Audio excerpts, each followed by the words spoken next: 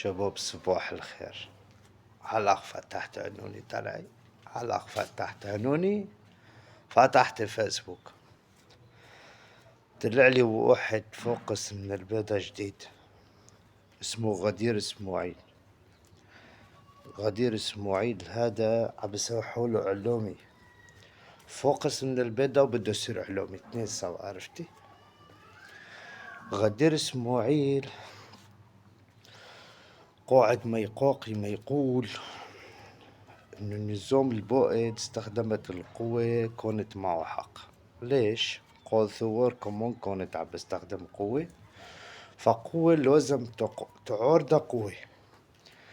تحليل خراطيزي، تحليلك يا غدير خراطيزي رباعي الأضلاع. شغلة تانية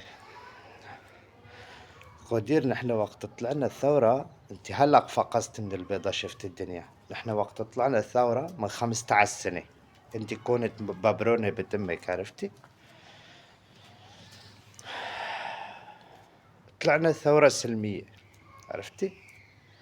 قامت جماعة قاه صارت تقتلنا، عرفتي؟ الهلق عم بقول قاه صارت تقتلنا. قمنا نحن شلنا بارودة، حتى مو بارودة، بومباكشن، شلنا بومباكشن.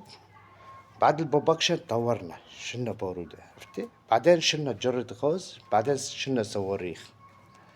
ثورة تطورت، عرفتي؟ ثورة تتقدم تتطور، مو مثل حكايتك بشار وأبوه إجحوش 60 سنة ما طورت سوريا. قرارتك بشار وحافظ 60 سنة ما طورت سوريا. دبي الشنطاية غدير اسماعيل، دبي الشنطاية ومشان مو عبتي زي خردق، عرفتي؟